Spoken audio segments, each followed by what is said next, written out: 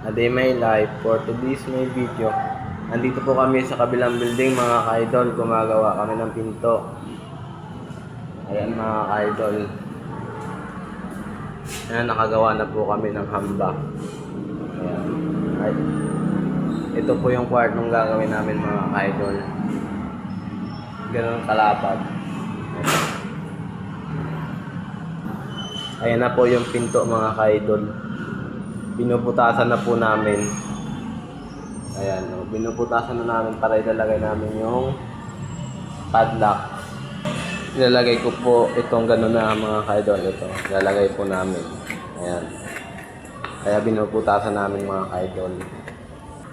Pagtapos namin ng kabit ng pinto mga ka-idol, magliligpit na po ako ng kalat para maging malinis mga ka-idol. Pag dumaan sa wall ninyo to mga ka-idol, like and share nyo naman. Thank you for watching.